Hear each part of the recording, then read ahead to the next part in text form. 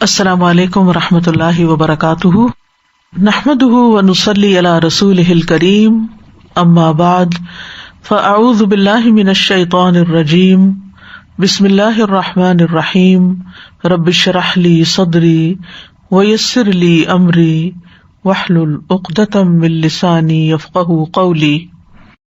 امثال القرآن پروگرام کے سلسلے میں آج ہم حاملین تورات کی مثال پڑھیں گے، جو سورۃ الجمعہ کی آیت نمبر 5 میں آتی ہے۔ ارشاد باری تعالیٰ ہے، ان لوگوں کی مثال جو تورات اٹھوائے گئے تھے پھر انہوں نے اسے نہیں اٹھایا، گدھے کی مثال کی طرح ہے جو کتابیں اٹھاتا ہے۔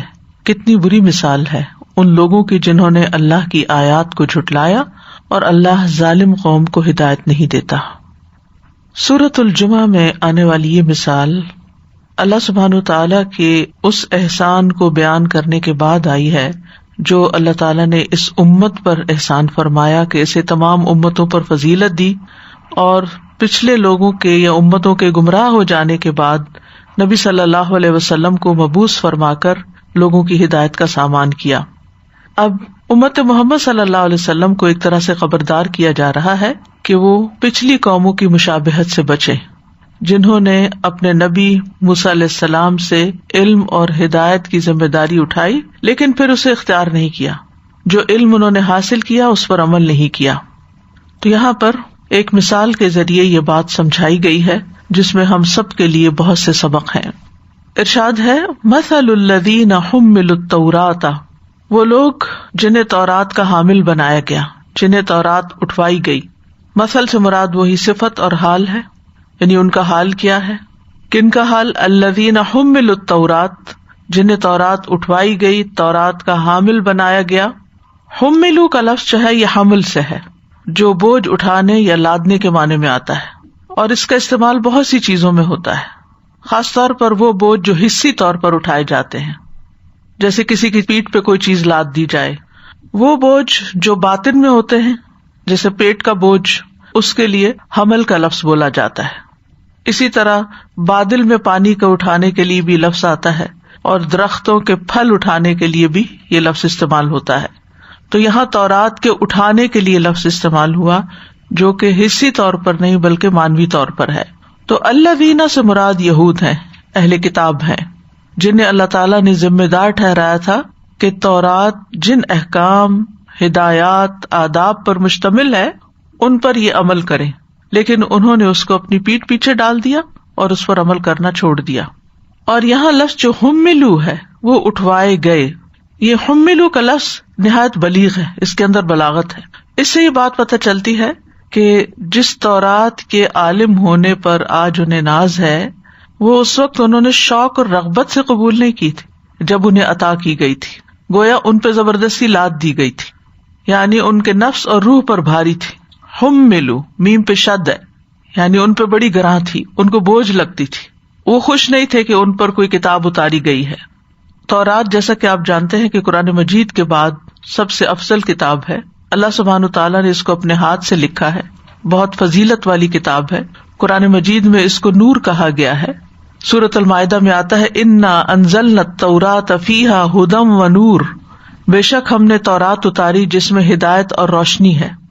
سورۃ الانعام میں آتا ہے، ثم آتینا موسیٰ الکتاب تماما علی الذی احسن وتفصیلا لکل شیء وہدی ورحمۃ لعلہم بلقاء ربہم یؤمنون۔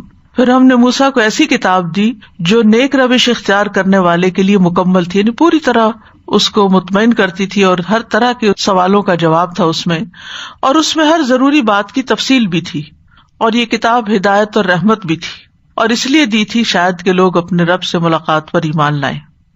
تو اللہ سبحانہ تعالیٰ نے ان کو یہ کتاب عطا کی، لیکن انہوں نے کیا کیا؟ ثم لم يحملوها، انہوں نے اس کو اٹھایا نہیں۔ لم کا لفظ جب مضارع پر آتا ہے تو جیسے کہ آپ جانتے ہیں کہ مضارع جو ہے وہ فعل حال یا مستقبل کے لیے ہوتا ہے، لیکن لم کی وجہ سے یہ معنوی اعتبار سے ماضی منفی بن جاتا ہے، پاسٹ ٹینس بن جاتا ہے۔ ثم لم يحملوها، یعنی پھر وہ اس کے حامل نہیں بن سکے، مراد یہ کہ انہوں نے اس پر عمل نہیں کیا، اس کا حق ادا نہیں کیا۔ تو ان کی مثال کیسی ہے؟ کمثل الحمار، حمار کی طرح، حمار کہتے ہیں گدھے کو، یحمل اسفارا، جو بوجھ اٹھائے ہوئے ہوتا ہے، کتابیں اپنے اوپر اٹھائے ہوئے ہوتا ہے. یعنی ایسا گدھا جو اپنے اوپر کتابوں کا بوجھ اٹھائے ہوئے. گدھا تو بہت سے بوجھ اٹھاتا ہے، لیکن یہاں خاص طور پر اسفار کے بوجھ کی طرف اشارہ ہے. تو سفر اصل میں کہتے ہیں پردہ اٹھانے کو، اور سفر کو سفر اس لیے کہا جاتا ہے کیونکہ اس میں بھی انسان پر بہت سے پردے اٹھتے ہیں، بہت سی چیزوں کا مشاہدہ کرتا ہے، نئی نئی چیزیں اس کے سامنے آتی ہیں، اور اسی طرح جو ساتھی ہوتے ہیں ان کی بھی اچھائیاں برائیاں کھل کے سامنے آ جاتی ہیں. والصبح اذا اسفر، صبح روشن ہو گئی، روشن ہونے کے معنی میں بھی آتا ہے. اور صفر اس کتاب کو کہتے ہیں سین کے زیر کے ساتھ جس میں حقائق کا بیان ہو، حقیقتیں بیان کی گئی ہوں، کہ وہ حقائق کو بے نقاب کرتی ہے. یعنی جیسے آپ دیکھتے ہیں کہ کیا حلال ہے کیا حرام ہے، اس کی کیا حقیقت ہے، یہ کہاں سے پتہ چلے گا؟ کتاب سے. کتاب نے گویا حقیقت واضح کر دی.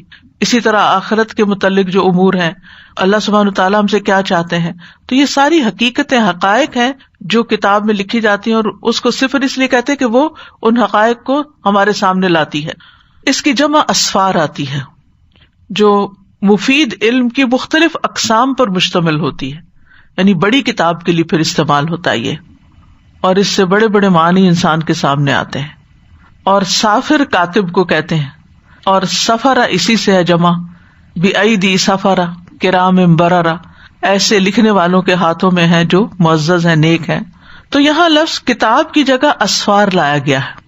یعنی تورات کو کتاب کہا گیا، لیکن یہاں اسفار، یعنی اس سے یہ بات خاص طور پر واضح ہوتی ہے کہ تورات اگرچہ جو اس کے اندر کانٹینٹ ہے یا مضامین ہے ان کے حقائق بیان کرتی ہے، لیکن پھر بھی جو لینے والے ہیں اس کی حقیقت کو سمجھ نہیں پاتے. لہذا یہ ایسا ہی ہے جیسے کسی نے کتابوں کا ایک بوجھ اپنے اوپر اٹھا رکھا ہو، اور وہ بھی کوئی انسان نہیں، گدھا. یعنی جن پر اللہ نے ہدایت کے لیے تورات اتاری انہوں نے اس سے فائدہ نہیں اٹھایا، تو ان کا حال گدھے کے حال کی طرح ہے کہ وہ اپنے اوپر مفید کتابیں اٹھائے ہوتے. اب دیکھیں کہ اب تو ہم کتابوں کو اگر ایک جگہ سے دوسری جگہ ٹرانسپورٹ کرنا ہو تو دیگر ذرائع استعمال کرتے ہیں. پہلے زمانے میں کتابیں یا گدھوں پہ لاد کے ایک شہر سے دوسرے شہر لے جائی جاتی تھی، یا اونٹوں وغیرہ پہ لاد کے. اب گدھے بیچارے کو کچھ پتا نہیں کہ اس کے اوپر کیا لدا ہوا ہے اور اس کے اندر کیا ہے، اس میں کتنی خوبصورت باتیں ہیں اور کامیاب ہونے کے کتنے نسخے اس میں بتائے گئے ہیں. اس کے لیے برابر ہے کہ وہ اینٹیں لادے ہوئے ہو یا کتابیں لادے ہوئے ہو. یعنی کورا ہے بالکل، کیونکہ اس نے اس سے کوئی فائدہ نہیں حاصل کیا، وہ ان کتابوں کو سمجھ ہی نہیں سکتا.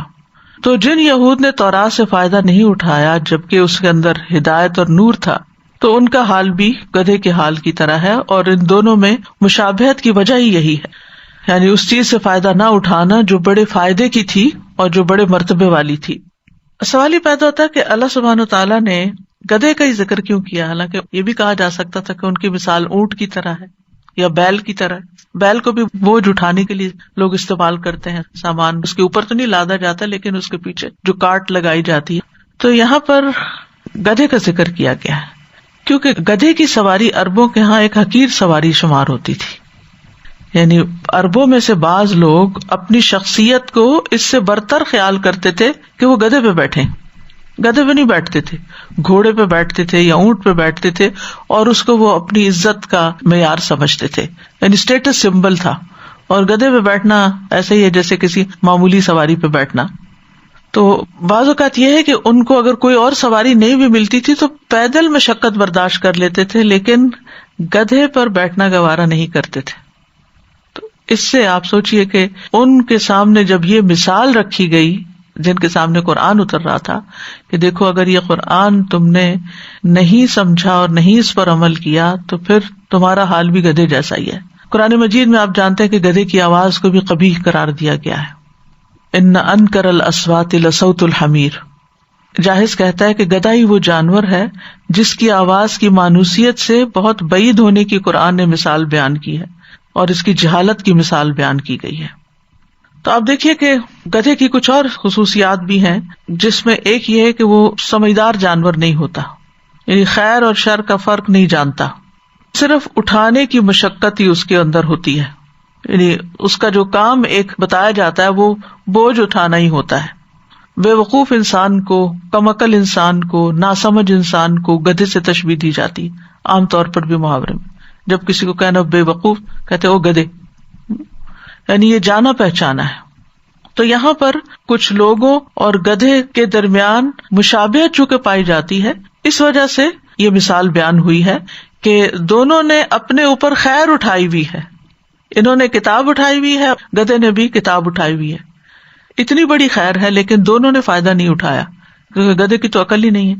انسان کے پاس عقل ہے لیکن اگر وہ کتاب کے لیے عقل استعمال نہیں کرتا، اللہ کی بات کو نہیں سمجھتا، تو پھر اولئک کالانعام بل ہم اضل، ایسے لوگ جانوروں کی طرح بلکہ ان سے بھی گئے گزرے.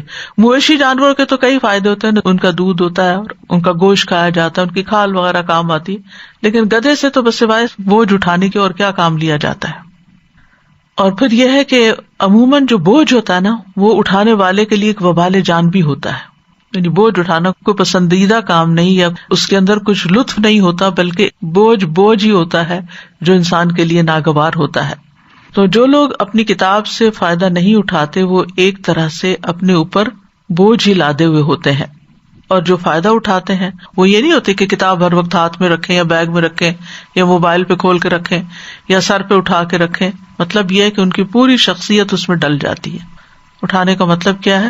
یعنی ایک وہ ہے جو اٹھاتے نہیں اور ایک وہ جو اٹھاتے ہیں. جو اٹھاتے ہیں وہ کیسے ہوتے ہیں کہ ان کا پورا وجود حامل کتاب بن جاتا ہے. ان کی شخصیت کا ہر پہلو جو ہے وہ اس کی وجہ سے حرکت میں آ جاتا ہے. ایک طرف ان کا جسمانی ہاتھ کتاب کو اٹھاتا ہے اور دوسری طرف یہ ہوتا ہے کہ ان کی سوچ، ان کا ذہن، ان کا دل، ان کے خیالات، ان کا شعور، ان کی محبتیں، ان کے اندیشے، وہ سب کچھ اس کے مطابق ڈھل جاتے ہیں. جیسے جیسے یہ کتاب گائیڈ کرتی ہے اس کے مطابق ان کی یہ تمام چیزیں اسی قالب میں ڈھلتی چلی جاتی ہیں. اور دوسری طرح کے انسان جو ہے وہ پھر محض حیوان کی طرح ہی ہوتے ہیں، جو کتاب الہی کو اٹھائے ہوئے تو ہوتے ہیں مگر نہ ان کی روح میں سرایت کرتی ہے، نہ ان کے شعور میں، نہ ان کی عقل میں، نہ ان کے دل میں، نہ ان کی محبتوں کا مرکز بنتی ہے، اور نہ ہی ان کے لیے اس کی کوئی ویلیو ہوتی ہے. جیسے ایک جانور کے لیے اگر اس کے اوپر سونا بھی لادا ہوا ہو تو اس کو نہیں پتا ہوتا کہ میرے اوپر کیا لدا ہوا ہے، جبکہ عقل مند کو اگر تھوڑا سی بھی سونے کی کوئی چیز ملے تو بہت خوش ہو جائے. تو قرآن اور اللہ کی طرف سے آئی کتابیں تو دنیا کی ہر چیز سے زیادہ بہتر ہے. وہ خیر مما یجمعون، بڑے بڑے مال و دولت کے ڈھیر اور بڑے بڑے سونے سے زیادہ بہتر ہے. تو بات یہ ہے کہ دونوں انسانوں کے درمیان ایک بہت بڑا فرق ہے جس کو سمجھنے کی ضرورت ہے، ورنہ انسان اگر صرف پڑھتا پڑھاتا رہتا ہے اور عمل نہیں کرتا تو وہ صرف بوجھ اٹھانے کی مشقت ہی برداشت کر رہا ہے. اسی لیے فرمایا بئس مثل القوم الذین کذبوا بآیات اللہ، کتنی بری مثال ہے ان لوگوں کی جنہوں نے اللہ کی آیات کو جھٹلا دیا. بئس جو ہے یہ فعل ذم ہے اور ہر قسم کی مذمت کے لیے استعمال ہوتا ہے، جس طرح نعمہ ہر قسم کی مدح کے لیے استعمال ہوتا ہے. بئس مثل القوم، قوم سے مراد عموماً مردوں کی جماعت لی جاتی ہے لیکن لوگوں کی کثرت قوم کہلاتی ہے، اور آیات سے مراد وہ آیات ہیں جو تورات میں آئی ہیں کیونکہ انہوں نے ان کی تکذیب کی تھی، اور خاص طور پر وہ آیات جو محمد صلی اللہ علیہ وسلم کے اوپر ایمان لانے کے بارے میں تھی، خاص طور پر ان کا جو انکار کیا تھا. یعنی یہود نے تورات کو جھٹلایا، تورات کی ان احکامات کو جھٹلایا جن میں محمد صلی اللہ علیہ وسلم کے اوپر ایمان لانے کی بات تھی. پھر اس کے بعد یہ کہ جو کتاب محمد صلی اللہ علیہ وسلم پر نازل ہوئی اس کو بھی جھٹلا دیا. اسی وجہ سے اس تشبیہ کے حقدار ٹھہرے. یہود جو تھے وہ نبی صلی اللہ علیہ وسلم کے بارے میں جانتے تھے، ان کو معلوم تھا، ان کی کتاب میں واضح طور پر آپ کے آنے کی خوشخبری موجود تھی، لیکن پھر بھی وہ نہ مان کے دیے، گویا وہ جانتے ہی نہ ہوں.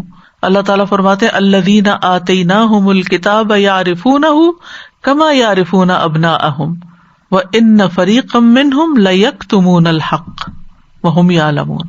وہ لوگ جنہیں ہم نے کتاب دی اسے پہچانتے ہیں جیسے اپنے بیٹوں کو پہچانتے ہیں، بے شک ان میں سے کچھ لوگ یقیناً حق کو چھپاتے ہیں حالانکہ وہ جانتے ہیں. تورات میں نبی صلی اللہ علیہ وسلم کی صفات کا ذکر بھی ہے. عبداللہ ابن عمرو بن العاص کہتے ہیں کہ یہ آیت جو قرآن میں ہے یا ایھا النبی انا ارسلناک شاہدا ومبشرا ونذیرا، تو اللہ تعالیٰ نے اس سے ملتی جلتی بات تورات میں بھی فرمائی تھی، اے نبی بے شک ہم نے آپ کو گواہی دینے والا، بشارت دینے والا اور ان پڑھوں کی حفاظت کرنے والا بنا کر بھیجا. یعنی عربوں کی طرف بھیجا ہے. آپ میرے بندے اور میرے رسول ہیں، میں نے آپ کا نام متوکل رکھا. آپ نہ تو بدخو ہیں اور نہ سخت دل، نہ بازاروں میں شور کرنے والے ہیں، نہ برائی کا بدلہ برائی سے دیتے ہیں بلکہ معافی اور درگزر سے کام لیتے ہیں. تو یہاں کس طرح انہوں نے نبی صلی اللہ علیہ وسلم کے بارے میں جو آیات ہیں ان کا انکار کر دیا، ان کو چھوڑ دیا، ان کو چھپا دیا، اس حق کو جان کر انجان بن گئے. تو بئس مثل القوم الذین کذبوا بآیات اللہ. کذبوا کا مطلب کیا ہے کہ انہوں نے اس کو جھٹلا دیا. اور آپ دیکھیے کہ گدھا جو ہوتا ہے نا، وہ تو بےچارا عقل ہی نہیں رکھتا نا، وہ تو ہے ہی گدھا، تو اس لیے اس کو تو معاف کیا جا سکتا ہے. وہ بےچارا تو بے بس ہے، اس کے تو بس میں ہی نہیں ہے کہ وہ سمجھے، نہ اس کو اتنی عقل دی گئی ہے اور نہ وہ اس کا مکلف قرار دیا گیا، نہ اس کے لیے وہ نازل ہوا، وہ تو بس ٹرانسپورٹ کر رہا ہے کتاب کو ادھر سے ادھر. تو جن پر یہ کتاب نازل ہوئی اور جن کو اس کی ذمہ داری دی گئی، بما استحفظوا من کتاب اللہ، حفاظت کی ذمہ داری دی گئی، پڑھنے کی ذمہ داری دی گئی، عمل کی ذمہ داری دی گئی اور آگے پہنچانے کی، انہوں نے اس سے کسی ذمہ داری کو نہیں اٹھایا، تو وہ تو پھر گدھے سے بھی گئے گزرے. واللہ لا یہدی القوم الظالمین، اور اللہ ظالم قوم کو ہدایت نہیں دیتا. ظلم کے بارے میں آپ جانتے ہیں کہ کسی چیز کو اس کی اصل جگہ پر نہ رکھنا، خواہ کمی کر کے یا زیادتی کر کے، یا اسے اس کی صحیح وقت یا اصلی جگہ سے ہٹا دینا. چاہے صحیح وقت سے ہٹائیں، زمان سے ہٹائیں یا مکان سے ہٹائیں، دونوں طرح ہی آتا ہے. چاہے اس میں کمی کریں یا زیادتی کریں. واللہ لا یہدی القوم الظالمین، اور اللہ ظالم لوگوں کو ہدایت نہیں دیتا. ظالم وہ بھی ہوتے ہیں جو اللہ کے حق میں کمی کرتے ہیں، ظالم وہ بھی ہوتے ہیں جو دوسرے لوگوں پر ظلم کرتے ہیں، انسانوں کے حق مارتے ہیں، اور ظالم وہ بھی ہوتے ہیں جو اپنے آپ پر ظلم کرتے ہیں، اپنی جان پر ظلم کرتے ہیں، جیسے قرآن مجید میں آتا فَمِنْهُمْ ظَالِمٌ لِنَفْسِهِ. تو ان تینوں کیٹیگریز پر ظالم کا اطلاق ہوتا ہے، اور یہاں پر یہود کو ظالم کہا گیا ہے جو اپنی جان پر ظلم کر رہے ہیں اور نبی صلی اللہ علیہ وسلم کو ان کا صحیح مقام نہیں دے رہے، ان کو نبی نہیں مانتے، اور باقی بھی خرابیاں موجود ہیں. تو اس میں آپ دیکھیں کہ بہت سے لوگ کتاب پڑھتے ہیں لیکن ان احکامات کو اپنے لیے نہیں سمجھتے، یعنی اس کی روشنی میں دوسروں کے رویے کا تجزیہ کرتے رہتے ہیں، وہ کیا کرتا ہے، وہ کیا کرتا ہے، وہ کیا کرتا ہے. ذالک الکتاب لا ریب فیہ ھدی للمتقین. جب تک تقویٰ نہ ہو نا انسان کے اندر، اللہ کا ڈر نہ ہو، اللہ کی خشیت نہ ہو، اللہ تعالیٰ کے دیکھنے کا احساس اس کے اندر جب تک نہ ہو کہ وہ دیکھ رہا ہے میرے دل کو، اس وقت تک انسان کو اپنی برائیاں نظر نہیں آتی، اپنی کمی کوتاہی نظر نہیں آتی. اس کا سارا دھیان اور توجہ اس پر رہتی ہے معاشرے میں کیا ہو رہا ہے، میرے آس پاس کے لوگ کیا کر رہے ہیں، اور لوگ کیا کرتے ہیں، فلاں یہ کرتا، فلاں یہ کرتا، فلاں یہ کرتا. اس آیت کی روشنی میں کیا کرتی ہوں یہ تو سمجھ نہیں آتی.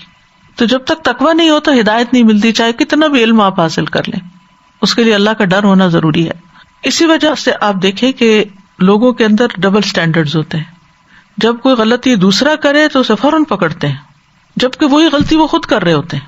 کوئی کسی کا مال غصب کرے تو وہ کہیں گے کہ بڑے ظالم ہیں، لیکن خود اپنی زندگی میں دوسروں کا مال غصب کرے تو ان کو سمجھ ہی نہیں آتی.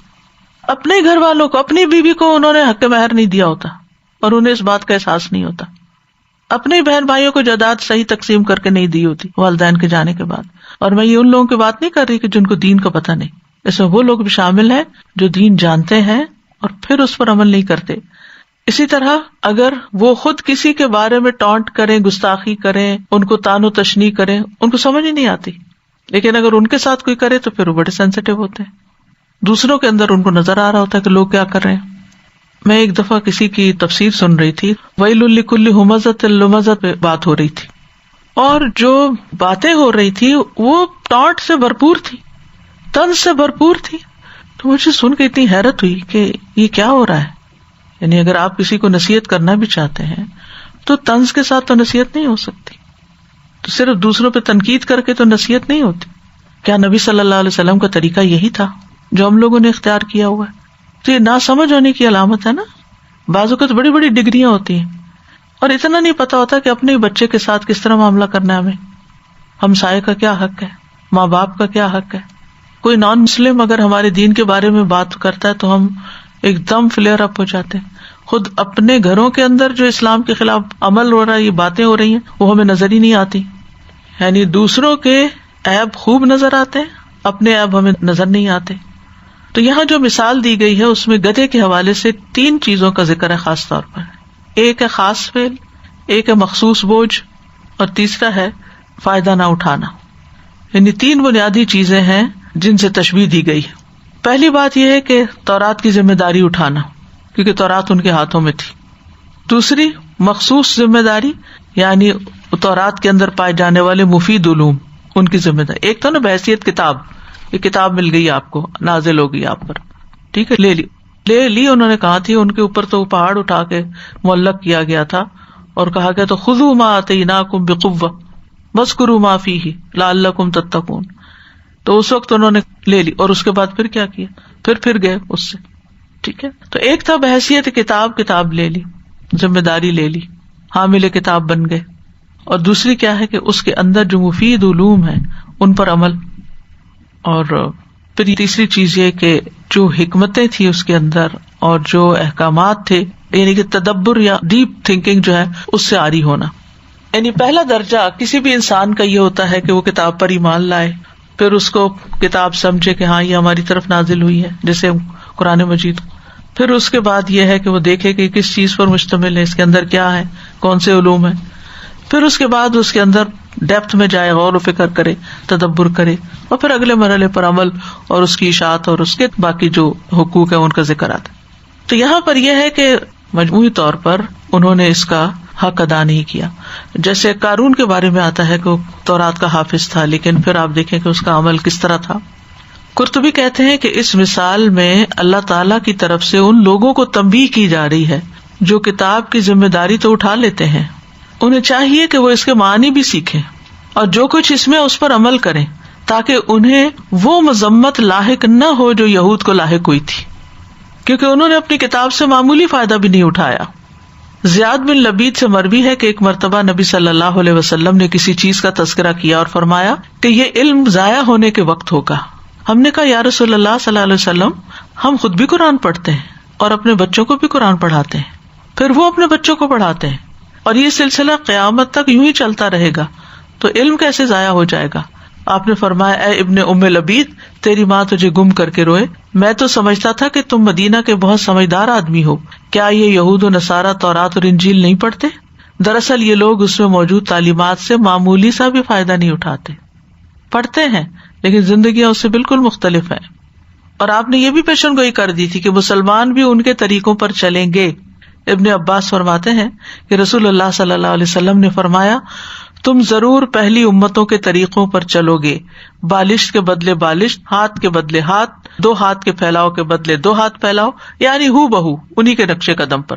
یہاں تک کہ اگر ان میں سے کوئی گوہ کے بل میں داخل ہوا، گوہ ایک جانور ہوتا ہے نا، اور وہ زمین کھود کے بل بناتا ہے جیسے چوہے وغیرہ بناتا ہے، اور اگر وہ کوئی بل بنائے تم بھی وہی کرو گے. ان میں سے کسی نے اپنی ماں سے اعلانیہ بدکاری کی تو تم بھی کرو گے، یعنی جو خرابیاں ان کے اندر آئیں وہ سب تمہارے اندر آ جائیں گی. تو بات یہ ہے کہ تورات ایک امانت تھی، اسی طرح اللہ سبحانہ وتعالیٰ نے قرآن کو بھی ایک امانت کے طور پر ہم پہ نازل کیا. انہوں نے یہ امانت ضائع کر دی. آج ہمیں دیکھنا چاہیے کہ ہم کیا کر رہے ہیں، اور کیا ہم واقعی حق ادا کر رہے ہیں، یا صرف ہم اس کو ایک مقدس کتاب کے طور پر لیے ہوئے ہیں جس کو صرف ریچولی ہم مختلف مواقع پر سن لیتے ہیں، پڑھ لیتے ہیں، یا اس سے تبرک حاصل کر لیتے ہیں. میمون بن مہران کہتے ہیں کہ اے اہل قرآن، قرآن کی پیروی کرو اس سے پہلے کہ قرآن تمہارا پیچھا کرے. پھر انہوں نے اسی آیت کی تلاوت کی، یعنی گدھے جیسی حماقت اور سفاہت اور جہالت سے بچنے کی تلقین کی. کسی شاعر نے کہا تھا تعلم یا فتى فالجہل عار ولا يرضى به الا حمار. اے جوان علم سیکھو، جہالت عار اور ذلت ہے، اور جہالت پر صرف گدھا ہی راضی ہوتا ہے. کسی اور نے کہا کہ قبیلے کے گدھے کو زمین میں ٹھونک کر رسی کے ساتھ باندھ دیا جاتا ہے اور لاٹھیوں سے اس کو پیٹا جاتا ہے اور کوئی اس پر رحم نہیں کھاتا. آپ کو معلوم ہے کہ گدھے کو چلانے کے لیے لاٹھی استعمال ہوتی ہے، ساتھ ساتھ اس کی پٹائی ہوتی رہتی ہے، چلتا رہتا ہے اور ساتھ ساتھ مار کھاتا رہتا ہے. تو اسی طرح جو جاہل لوگ ہوتے ہیں وہ زندگی میں پٹتے ہی رہتے ہیں، جن کے اندر عقل، سمجھ، حکمت نہیں ہوتی اور وہ اللہ تعالیٰ کے احکامات پر نہیں چلتے. یہاں یہ بات بھی دیکھیے کہ یہ مثال سورۃ جمعہ میں آئی ہے نا. زمخشری ایک مفسر ہیں، وہ اپنی کتاب الکشاف میں کہتے ہیں کہ اللہ تعالیٰ نے اس سورت یعنی سورۃ الجمعہ کی 3 آیات میں یہودیوں کی بات کو باطل قرار دیا، اور یہ سورت ان سورتوں میں سے ہے جن کی فضیلت میں یہ بات وارد ہوئی ہے کہ یہ سورت مسلمانوں کے اجتماعات، جمعہ اور عید کے اجتماع میں تلاوت کی جاتی ہے۔ یہود کی بات کو 3 طرح سے باطل قرار دیا۔ پہلی بات یہ کہ یہود نے خود کو اولیاء اللہ کہا، تو اللہ سبحانہ وتعالیٰ نے سورۃ جمعہ کی آیت نمبر 6 میں فرمایا فَتَمَنَّوُا الْمَوْتَ إِن كُنتُمْ صَادِقِينَ، موت کی تمنا کرو اگر تم سچے ہو، اولیاء اللہ ہو تو بس تمہارا ٹھکانہ تو بہت بلند ہوگا، تو مرو اور چلو وہاں۔ دوسرا یہ کہ انہیں اپنے اہل کتاب ہونے پہ بڑا فخر تھا، یعنی ان کے لیے یہ بات بہت تفاخر کی تھی کہ ہمارے پاس علم ہے اور ہم جاہل عربوں کے اوپر فوقیت رکھتے ہیں کتاب کی وجہ سے۔ تو اللہ سبحانہ تعالیٰ نے اس مثال کے ذریعے سمجھایا کہ تمہارا حال تو گدھے جیسا ہے جس پہ کتابیں لدی ہوئی ہوں، تم اپنے آپ کو اس کی بنا پہ شرف اور عزت کے قابل کہاں سمجھتے ہو۔ تیسرا یہ کہ وہ ہفتے کے دن پہ فخر کیا کرتے تھے، تو اللہ سبحانہ تعالیٰ نے سورۃ جمعہ میں جمعہ کے دن کی بات کر کے ایک طرح سے یہ بتا دیا کہ جمعہ کا دن ہفتے کے سارے دنوں سے زیادہ افضل ہے۔ گدھے کی کچھ خصوصیات پڑھنے کا موقع ملا کہ گدھا جو 50 سال سے زیادہ تک زندہ رہ سکتا ہے، اور ایک گدھا اپنے قد اور کاٹ جیسے گھوڑے سے زیادہ طاقتور ہوتا ہے۔ کچھ گدھے کمال یاداشت کے مالک ہوتے ہیں، ان کی یاداشت بڑی اچھی ہوتی ہے، چیزوں کو یاد رکھتے ہیں، 25 سال پرانے علاقے اور گدھوں کو پہچان سکتے ہیں۔ پھر اسی طرح یہ ہے کہ آسانی سے چونکتے نہیں، یعنی ہوتا نا کوئی آواز سنی یا کچھ تو بدک گئے یا کچھ، وہ نہیں ہوتا ان پہ اثر۔ ان کی ڈھٹائی بڑی مشہور ہے، ضدی ڈھیٹ۔ گدھے کو ڈرا دھمکا کے کوئی کام کرانا بڑا مشکل ہوتا ہے جس کو وہ اپنے مفاد کے خلاف سمجھتا ہو، اور اس کو سدھانے کے لیے اپنے لفظوں یا حرکات سے یہ یقین دلانا ضروری ہے کہ وہ آپ پر اعتماد کر سکتے، یعنی اعتماد بلڈ کرنا پڑتا ہے، پھر وہ آسانی سے کام سمجھ جاتے ہیں۔ گدھا ایک دوسرے گدھے کی آواز 60 میل کی دوری سے بھی سن لیتا ہے، اس کی سننے کی حس اتنی ہوتی ہے۔ ان کے کان گھوڑوں سے زیادہ بڑے ہوتے ہیں، جو انہیں صحرا میں ٹھنڈا رکھنے میں بھی مدد دیتے ہیں۔ ان کی خوراک کا 95% حصہ ان کا جسم ابزارب کر جاتا ہے، صرف 5% ویسٹ ہوتا ہے، اس لیے ان کا جو ویسٹ ہوتا ہے وہ اچھی کھاد نہیں ہوتا، کیونکہ اس میں کوئی خاص چیز نہیں ہوتی۔ بارش کو نہیں پسند کرتے، یہ ریوڑ میں رہنا پسند کرتے، ریوڑ کے جانور اکیلے رہنا پسند نہیں کرتے۔ ایک اکیلا گدھا بہت سی بکریوں کے ساتھ مل کے خوش ہوتا ہے۔ اور پھر یہ ہے کہ ایک ریوڑ میں گدھے ایک دوسرے کی بھی تربیت کرتے ہیں، جیسے چمپینزیز وغیرہ۔ تو صدیوں سے گدھوں سے کام لیا جا رہا ہے، جو قیمتی سامان اور دھاتیں اور لوہا اور بھاری بھاری سامان ایک ملک سے دوسرے ملک میں لے جاتے تھے۔ یعنی اب تو ٹرانسپورٹیشن آسان ہو گئی ہے نا، کہتے ہیں کہ شاہراہ ریشم پر بحر اوقیانوس سے بحر روم تک ریشم لاد کے لے جاتے تھے، اتنا طویل سفر بھی کرتے تھے۔ پھر اسی طرح دنیا کے اکثر خطوں میں یہ پائے جاتے ہیں اور نقل و حرکت اور زراعت کا کام بھی کرتے ہیں۔ ہو سکتا ہے کہ ان معلومات کی روشنی میں آپ کو مزید اس مثال پر غور و فکر کا موقع ملے کہ گدھے سے ہی مثال کیوں دی گئی ہے۔ اس مثال سے جو باتیں ہماری سمجھ میں آتی ہیں یا ہمیں سمجھنی چاہیے، ان میں سے سب سے بڑی بات یہ ہے کہ انسان کی عزت اور شرف جو وہ علم سے ہے۔ پہلی چیز جو مسلمانوں کو دی گئی وہ علم، اقرا بسم ربک الذی خلق، علم الانسان ما لم یعلم سے یہ پتہ چلتا ہے کہ اللہ نے انسان کو وہ علم دیا جو اس کو نہیں پتا تھا۔ اس لیے دین کا علم حاصل کرنا ضروری ہے، قرآن کا علم حاصل کرنا، اور وہ اللہ تعالیٰ نے براہ راست انسان کو دیا۔ الرحمن علم القرآن، براہ راست سے مراد یہ ہے کہ خود اللہ تعالیٰ نے اپنی طرف اس کو منسوب کیا، بھیجا تو جبریل علیہ السلام کے ذریعے، محمد صلی اللہ علیہ وسلم کے قلب پہ نازل ہوا۔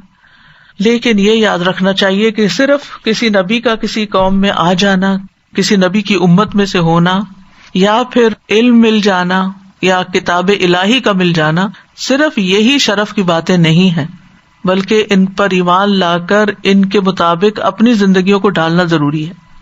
کیونکہ جو حق کو پا لے، حق اس کو سمجھ آ جائے، پھر وہ اس کی اتباع نہ کرے تو اللہ کی ناراضگی کا سبب ہوتا ہے، اس پر اللہ کا غضب ہوتا ہے۔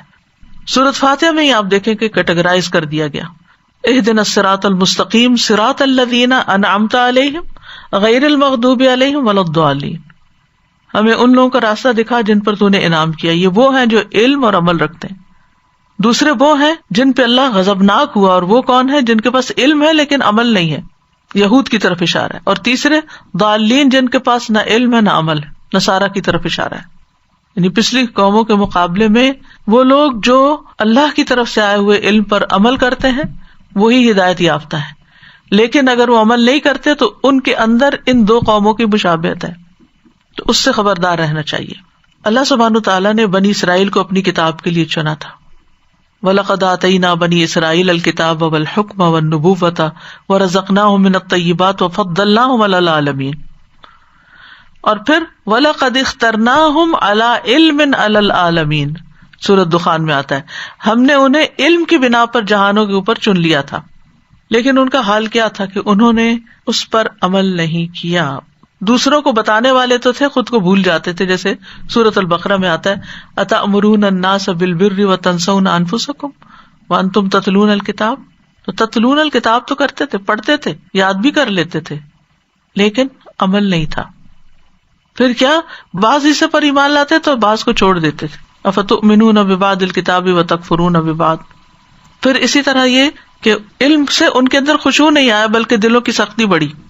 وَلَا يَكُونُوا كَالَّذِينَ أُوتُوا الْكِتَابَ مِن قَبْلُ فَطَالَ عَلَيْهِمُ الْأَمَدُ فَقَسَتْ قُلُوبُهُمْ وَكَثِيرٌ مِّنْهُمْ فَاسِقُونَ، تو علم کی کثرت نے ان کے دل سخت کر دیے، وہ فاسق بن گئے۔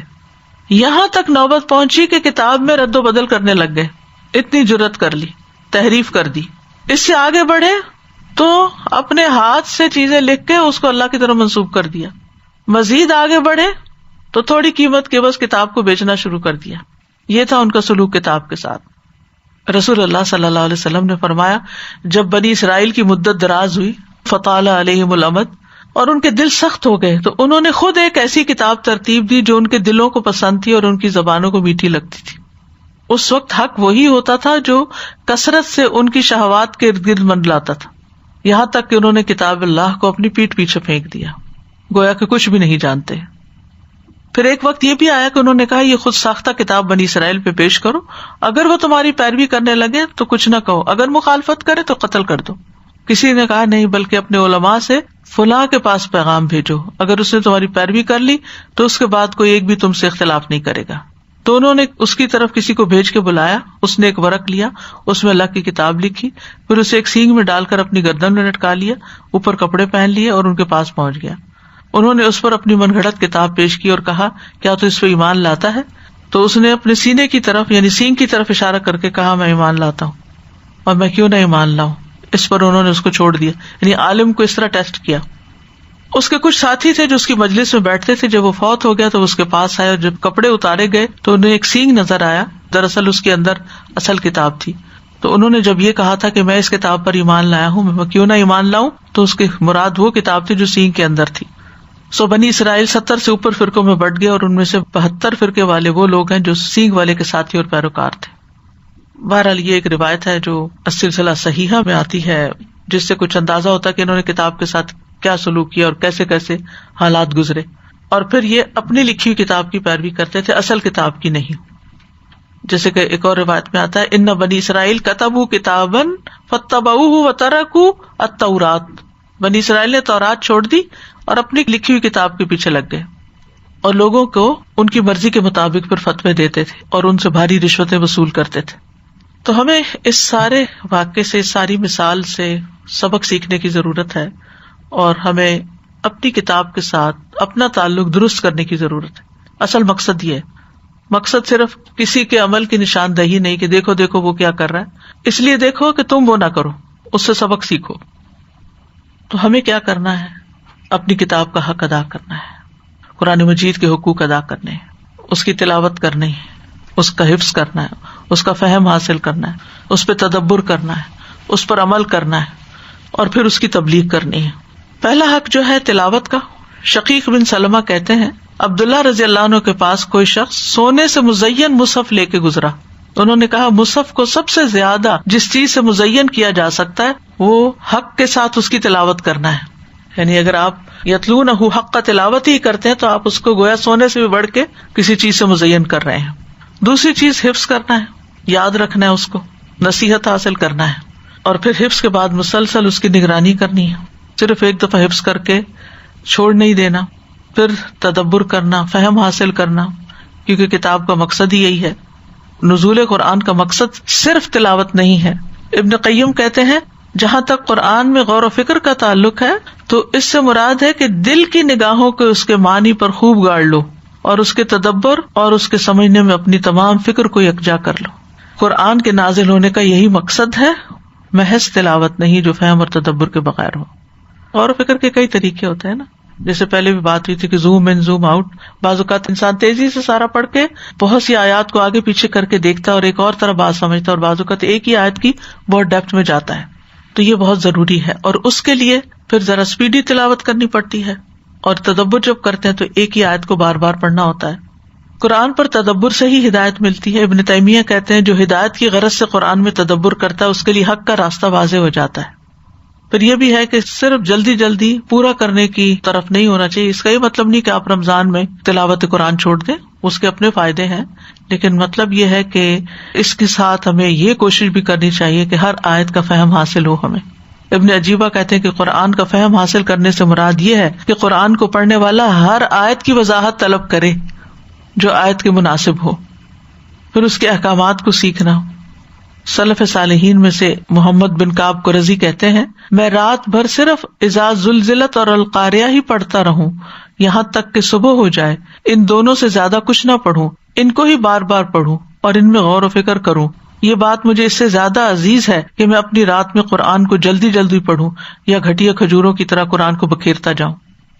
پھر ہے عمل کرنا اس پر، کیونکہ ہمیں عمل کا حکم دیا گیا. اور ابن قیم تو یہ کہتے ہیں کہ اہل القرآن وہ ہیں کہ جو پڑھنے کے ساتھ اس پر عمل کریں. پھر آپ دیکھیے کہ عمر بن خطاب کہتے ہیں تمہیں وہ لوگ دھوکے میں نہ ڈالیں جو قرآن پڑھتے ہیں تو یہ کہہ کے کہ یہ محض ایک کلام ہے جو زبان سے ادا کیا جاتا ہے. تم ان لوگوں کو دیکھو جو اس پر عمل کرتے ہیں، یعنی قرآن پر. اپنے آپ کو قرآن پہ پیش کرنا چاہیے. عبداللہ بن مسعود کہتے ہیں جو شخص یہ بات پسند کرتا ہو کہ اس کو معلوم ہو جائے کہ آیا وہ اللہ سے محبت کرتا ہے یا نہیں تو اسے چاہیے کہ اپنے آپ کو قرآن پر پیش کرے. یہ پتہ چل جائے گا کتنی محبت ہے اور کتنی باتوں کو لے لیا ہے، اس پر عمل شروع کر دیا ہے. اور پھر یہ کہ انسان جو آیت پڑھتا جائے اپنے آپ سے سوال کرتا جائے کیا یہ چیز میرے اندر ہے، یہ چیز میرے اندر کب آئے گی، کب متقی بنوں گا، کب صابر بنوں گا، کب زاہد بنوں گا. قرآن کی ایک تصدیق زبان سے ہوتی ہے اور ایک عمل سے ہوتی ہے، تو ہمیں زبان کے علاوہ عمل سے تصدیق کرنی ہے اس کی. حامل قرآن پر قرآن کا اثر نظر آتا ہے. عبداللہ بن مسعود کہتے ہیں حامل قرآن کے شایان شان یہ ہے کہ اسے اس کی رات سے پہچانا جائے جبکہ لوگ سو رہے ہوں. اسے اس کی رات سے پہچانا جائے جبکہ لوگ سو رہے ہوں. اس کے دن سے پہچانا جائے جبکہ لوگ کھا پی رہے ہوں. اس کے غم سے پہچانا جائے جب لوگ خوش ہو رہے ہوں. اس کے رونے سے پہچانا جائے جب لوگ ہنس رہے ہوں. اس کی خاموشی سے پہچانا جائے جب لوگ باتوں میں مشغول ہوں. اس کے خشوع سے پہچانا جائے جب لوگ تکبر اور فخر کا اظہار کر رہے ہوں. چاہیے کہ حامل قرآن رونے والا، یعنی اس کو رونا اکثر آتا ہو، غمگین ہو، بردبار ہو، سمجھ بوجھ والا ہو، کم گو ہو. یہ بھی ایک علامت ہے. حامل قرآن کو چاہیے نہ تو شور شرابہ کرے، نہ چیخے چلائے، نہ تیز طبیعت رکھے. اب ہم خواتین جو قرآن پڑھتی ہیں ہمیں اپنا جائزہ لینا چاہیے کہ ہماری گفتگو کس قسم کی ہوتی ہے، اور پھر بچوں کے ساتھ کس طرح کی باتیں کرتے ہیں ہم، اور لوگوں کے ساتھ کیسا معاملہ کرتے ہیں. ہر مجلس میں اپنا جائزہ لیتے رہیں، کیونکہ اپنوں میں تو بعض اوقات ہم بہت خیال رکھتے ہیں کیونکہ دوسروں کا چیک ہوتا ہے ہمارے اوپر، لیکن بعض اوقات جب ہمارے اوپر کوئی چیک نہیں ہوتا تو پھر ہم بالکل اسی زیرو لیول پہ اتر آتے ہیں، جیسے باقی عوام الناس جنہوں نے قرآن نہیں پڑھا ہوتا وہ سب کچھ کر رہے ہوتے ہیں. کچھ لوگ قرآن پڑھ کر بھی سنگ دل ہوتے ہیں، سخت دل ہو جاتے ہیں. اس کا بھی جائزہ لینا چاہیے اور اپنے دل کا کثرت سے جائزہ لینا چاہیے کہ اس میں جذب کی کتنی صلاحیت ہے. محمد بن سماک کہتے ہیں کتنے ہی اللہ کی یاد دلانے والے خود اللہ کو بھول جانے والے ہیں، یعنی اوروں کو بتاتے رہتے اپنے دل پہ کوئی اثر نہیں. کتنے ہی اللہ کے بارے میں ڈرانے والے اللہ کے بارے میں جسارت کر رہے ہوتے ہیں، ایسی ایسی زبان سے باتیں نکالتے ہیں. انا للہ. کتنے ہی اللہ کی طرف دعوت دینے والے خود اللہ سے دور بھاگ رہے ہوتے ہیں، اپنے عمل میں کچھ نہیں. اور کتنے ہی کتاب اللہ کی تلاوت کرنے والے اللہ کی آیات سے نکل جانے والے ہیں. تو قرآن پڑھنے کا اصل مقصد یہ ہونا چاہیے کہ اپنی زندگی کو بہتر بنایا جائے اور پھر اس کے بعد دوسروں کی زندگی میں خیر لائی جائے. صحابہ علم اور عمل کو ساتھ ساتھ لیتے تھے، وہ اپنے آپ کو قرآن پہ پیش کرتے اور اس کے آگے رک جاتے تھے. پھر اس کے بعد اس کا یہ بھی حق ہے کہ اسے دوسروں تک پہنچایا جائے. جتنا جتنا سیکھتے جائیں دوسروں کے ساتھ شیئر کرتے جائیں، جس چیز پہ خود عمل کرتے جائیں وہ آگے بھی بتاتے جائیں، کیونکہ رسول اللہ صلی اللہ علیہ وسلم نے فرمایا جس نے اللہ عز و جل کی کتاب کی ایک آیت بھی سکھائی جب تک اس کی تلاوت کی جائے گی اس کا ثواب سکھانے والے کو ہوگا. لیکن بہت سے لوگ اس کو کوئی کام ہی نہیں سمجھتے، یہ بھی کوئی کام ہے، اس کام کو حقیر سمجھتے ہیں، شاید یہ کچھ مخصوص قسم کے لوگوں کا کام ہے. تو آخر میں کرنے کے کام کیا ہے؟ اللہ کی کتاب کو عمل کے لیے سیکھیں اور اس کا انتظام کریں، ایسی جگہ تیار کریں، ایسے مدارس قائم کریں، ایسی علمی مجلسیں اختیار کریں، ایسے حلقے قائم کریں کہ جہاں پر لوگوں کو فیسیلیٹیٹ کریں کہ وہ یہ سب چیزیں کر سکیں، علم بھی حاصل کریں اور ایک دوسرے سے انسپریشن لے کر پھر عمل بھی کریں. اور پھر یہ ہے کہ غور و فکر اور تدبر جاری رکھیں، کیونکہ گدھا غور و فکر سے کام نہیں لیتا، عقل سمجھ نہیں رکھتا. تو اس کی مثال کو سامنے رکھتے ہوئے اپنے عمل کا جائزہ لیتے رہیں، کیونکہ عمل کے بغیر کسی چیز کی کوئی قیمت نہیں ہے. مثلا آپ دیکھیں کہ یہ جیسے ایک نوٹ ہوتا ہے نا، بل ہوتا ہے جو، تو وہ بھی کاغذ ہوتا ہے، اور ردی کی ٹوکری میں پڑا وہ بھی ایک کاغذ ہوتا ہے نا. تو ان دو کاغذوں میں فرق کس چیز کا؟ ایک کی اتنی ویلیو ہے $100 ہے، اور دوسرے کی وہ مفت میں بھی کوئی لینے کو تیار نہ ہو، کیونکہ اس کاغذ کی گارنٹی ہے، اس کاغذ کی شکل مختلف ہے، اس سے جو اس پہ لکھا ہوا ہے وہ مختلف ہے، اس کو مان لیا گیا ہے کہ یہ ویلیوبل ہے اس کی ظاہری شکل و صورت اور اس کے اندر جو ویلیو اس کی بنا پر. تو اسی طرح جو عمل کرنے والا انسان ہوتا ہے اللہ کی نگاہ میں اس کی ویلیو کچھ اور ہوتی ہے، اور اس کی بات کی بھی ویلیو کچھ اور ہوتی ہے، وہ اللہ کے حفظ و امان میں بھی ہوتا ہے. آپ دیکھیں کہ بہت سارے لوگ بہت سی باتیں کرتے رہتے ہیں لیکن ان کی باتوں کو کوئی سیریس لیتا ہی نہیں، کیونکہ پیچھے عمل نہیں ہوتا، عمل کی قوت نہیں ہوتی. وعدہ کرتے ہیں تو پورا نہیں کرتے، کمٹمنٹ کرتے ہیں تو نہیں نبھاتے. تو آج کی دنیا میں یہ ایک بہت عام سی بات ہو گئی ہے کہ لوگ بڑے بڑے لفظ بولتے ہیں، لفاظیاں کرتے ہیں، خوبصورت باتیں کرتے ہیں، لیکن جب آپ ان سے معاملہ کریں تو آپ کو مایوسی ہوگی. اسی لیے لوگ بار بار پھر قرآن کو نعوذ باللہ مورد الزام ٹھہرانے لگتے ہیں کہ یہ لوگ قرآن پڑھتے ہیں اور یہ ایسا کرتے ہیں، اور یہ قرآن پڑھتے ہیں اور ویسا کرتے ہیں. بعض لوگ چیریٹی کے بہت کام کرتے ہیں، مظلوموں کی بڑی حمایت کرتے ہیں، غریبوں کی مدد کرتے ہیں، لیکن اپنے گھر میں ظلم کر رہے ہوتے ہیں، اپنوں پر ہی ظلم کر رہے ہوتے ہیں. ان کے لیے ان کے پاس رحم نہیں ہوتا، ان کا احساس نہیں ہوتا. بظاہر دیکھنے میں بہت ہمبل اور بہت نائس اور بہت خوش اخلاق نظر آتے ہیں، بڑے جھک کے ملیں گے، تواضع ہے، لیکن ذرا سی کوئی بات ان کی مرضی کے خلاف ہو جائے پھر آپ دیکھیں ان کی تواضع کہاں جاتی ہے. یا گھر والوں کے درمیان ان کی کوئی تواضع نہیں ہوتی، وہ انتہائی بد اخلاقی کا مظاہرہ کرتے ہیں. تو ان سب چیزوں پہ غور کرنے کی ضرورت ہے کہ اصل مقصد کیا ہے کتاب کے آنے، یہ کیوں آئی ہے کتاب؟ ہمیں کچھ بنانے کے لیے، اور اگر ہم بن کے نہیں دیے تو پھر گدھے کے گدھے ہی رہے. تو اللہ تعالیٰ سے دعا کرتے ہیں کہ اللہ تعالیٰ ہمیں علم نافع بھی عطا کرے اور عمل صالح بھی عطا کرے، اور ہمارے دلوں کو ٹیڑھا ہونے سے بچائے. ربنا لا تزغ قلوبنا بعد اذ ہدیتنا وہب لنا من لدنک رحمہ انک انت الوہاب. رب زدنی علما اللہم انی اسألک علما نافعا واعوذ بک من علم لا ينفع. اللہم انی اسألک علما نافعا ورزقا طیبا وعملا متقبلا. اللہم انفعنی بما علمتنی وعلمنی ما ينفعنی وزدنی علما وارزقنی علما تنفعنی به.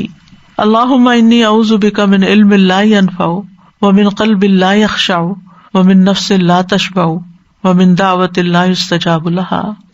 اللہم ارزقنی التفکر والتدبر بما یتلوہ لسانی من کتابک والفہم له والمعرفة بمعانیہ والنظر فی عجائبہ والعمل بذلک ما بقیت انک علی کل شیء قدیر. اللہم آنس وحشتی فی قبری اللہم آنس وحشتی فی قبری. اللہم ارحمنی بالقرآن العظیم واجعلہ لی اماما ونورا وہدا ورحمہ. اللہم ذکرنی منہ ما نسیت وعلمنی منہ ما جہلت وارزقنی تلاوتہ آناء اللیل وآناء النہار واجعلہ حجۃ یا رب العالمین. اللہم انی امتک بنت امتک بنت عبدک ناصیتی بیدک ماض فی حکمک عدل فی قضاؤک. اسألک بکل اسم هو لک سمیت بہ نفسک او انزلتہ فی کتابک او علمتہ احدا من خلقک او استأثرت بہ فی علم الغیب عندک ان تجعل القرآن ربیع قلبی، ان تجعل القرآن ربیع قلبی ونور صدری وجلاء حزنی وذہاب ہمی وغمی یا ارحم الراحمین۔